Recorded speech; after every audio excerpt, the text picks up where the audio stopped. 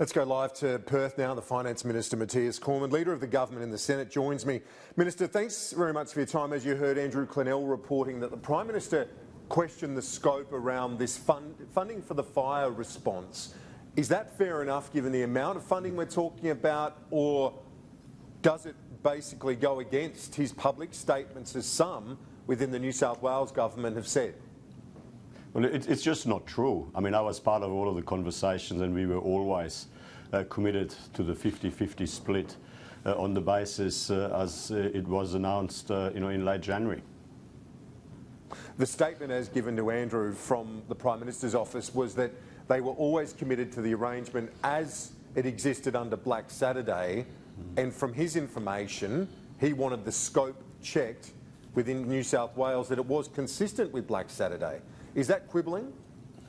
Well, there was absolutely no quibbling. There was a very clear, and there remains a very clear commitment to do whatever needs to be done to properly support the bushfire recovery. I mean, we made $2 billion available as part of the Bushfire Recovery Fund, as you'd be aware.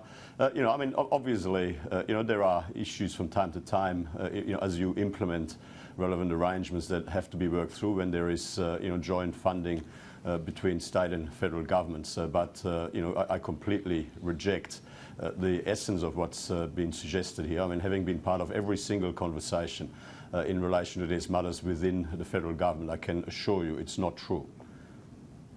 Well, obviously, you got to the point where the New South Wales Premier wasn't even accepting or taking the Prime Minister's phone call. So at the New South Wales level, they probably felt it was true, obviously felt it was true.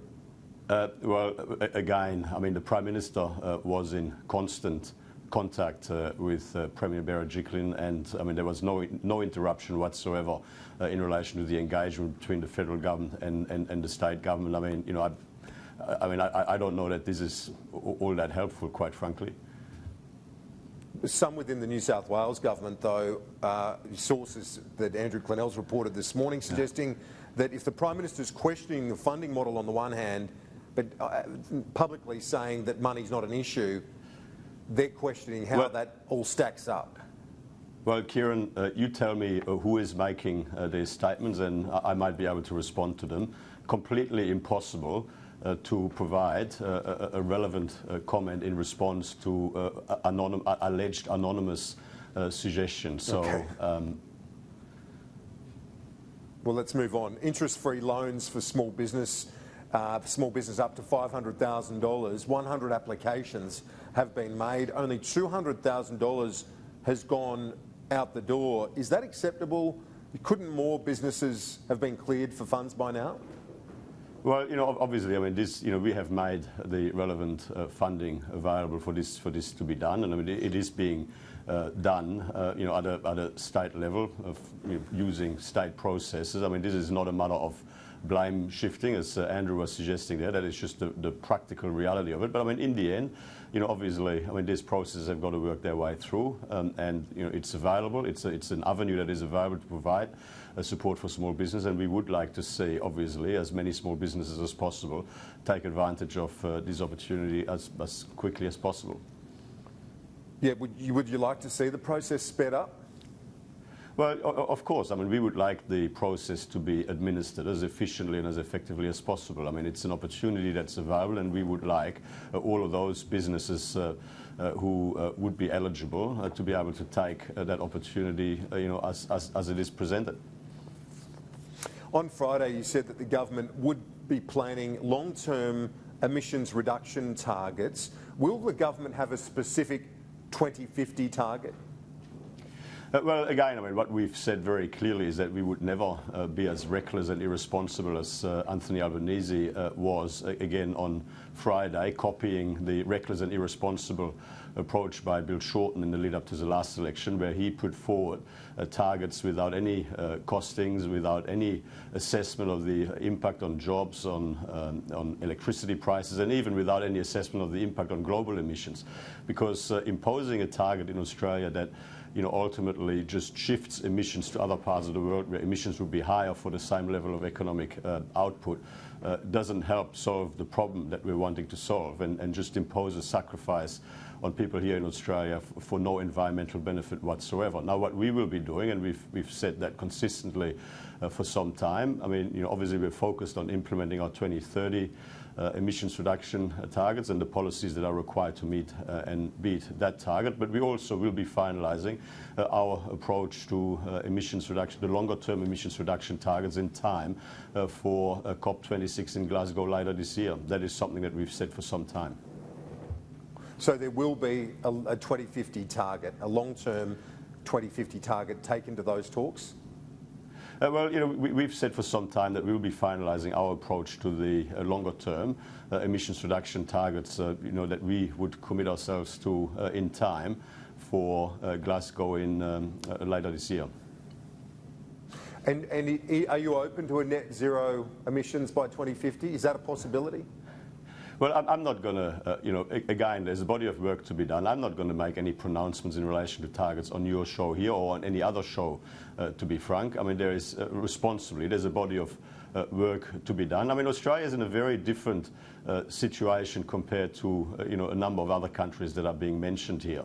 Australia is a net exporter of energy, and generating energy or producing energy in Australia producing energy supplies in Australia for export generates emissions in Australia, but can help reduce emissions by significantly more in other parts of the world where that energy is consumed. Now, if we make the wrong decisions here, not only would we be harming the Australian economy, harming Australian workers, we would also be harming the global environment, because if we make it harder for ourselves, for example, to produce more LNG, when we know that exporting LNG to places like China and Japan and so on, where it displaces more polluting energy sources, when we know that that helps reduce emissions, global emissions, by more, well then, I mean, that just doesn't make any sense whatsoever.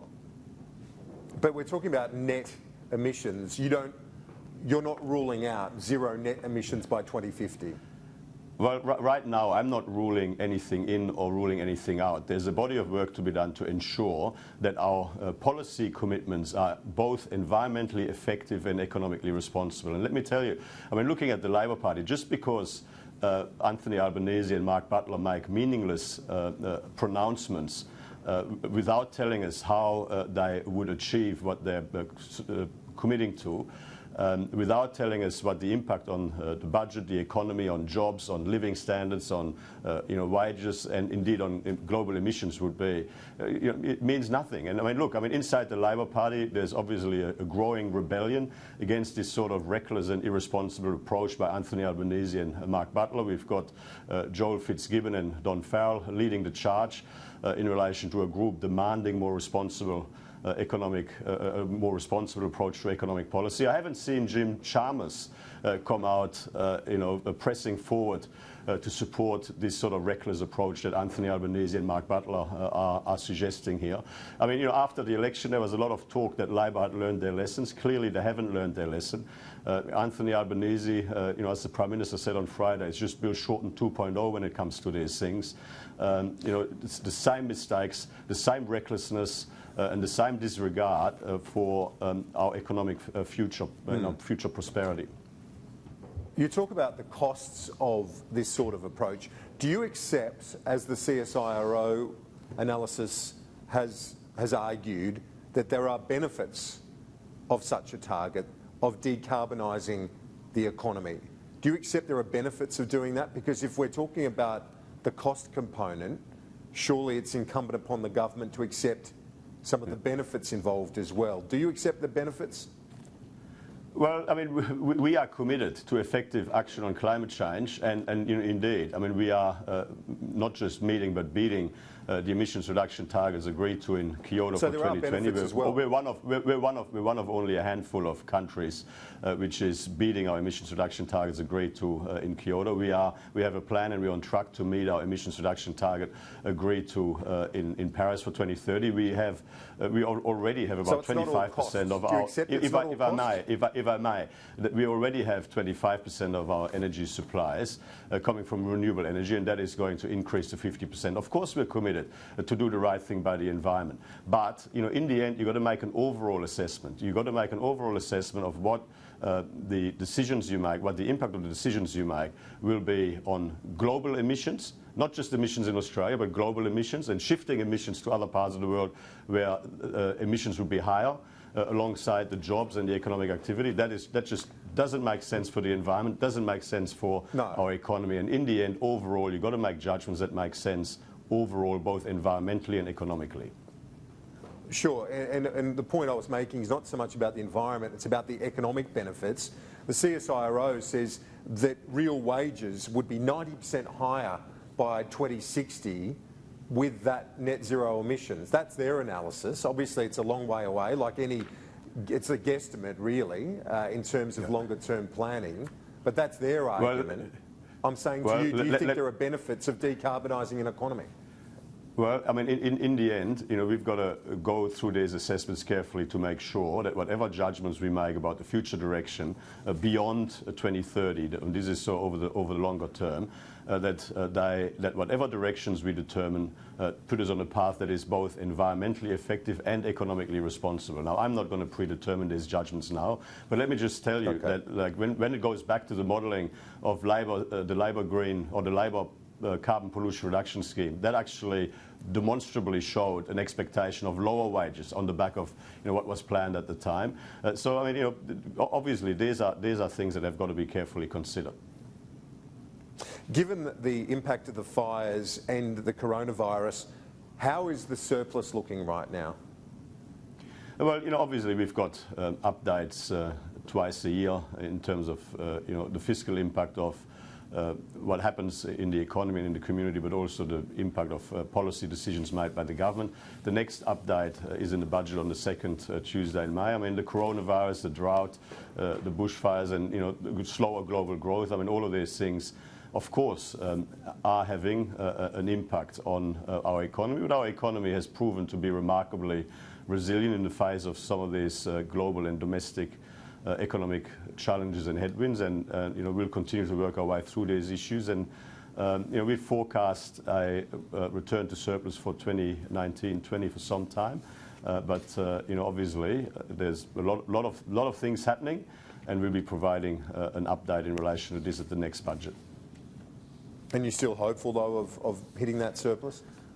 Well, our most recent forecast was the half-yearly budget update in December. In our half-yearly budget update in December, we remained on track to achieve a surplus in 2019-20. Our next update will be on the second Tuesday in May. There's a lot of movements always in between budgets and budget updates, and we'll be reconciling that in time for the budget, and that's when our next forecast will be put forward. And will the government be looking to lift the travel ban as soon as you can on Chinese students and tourists and so on? Already exemptions have been made for Year 11 and Year 12 students. Obviously, as Finance Minister, you'd be hoping to lift that as soon as possible, given the economic impact.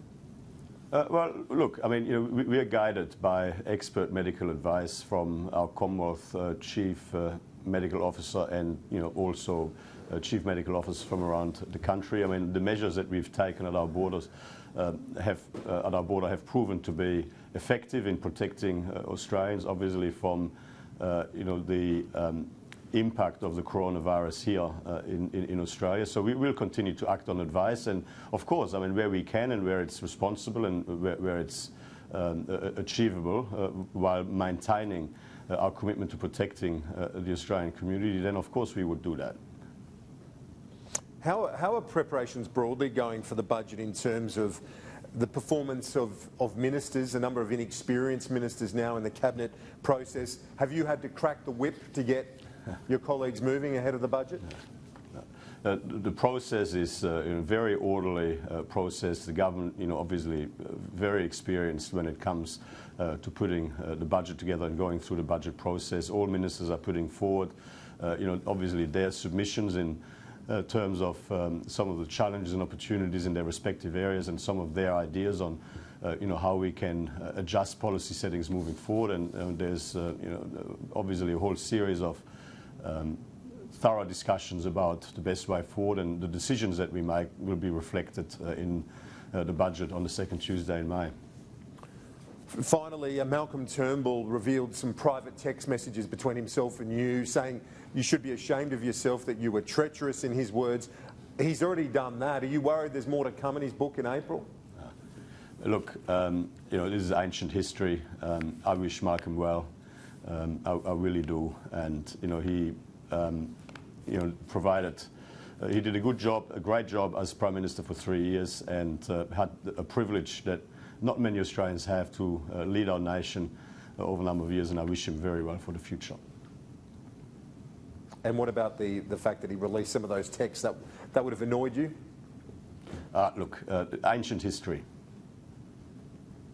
Minister, appreciate your time. Enjoy your Sunday. We'll talk to you soon. Always good to talk to you.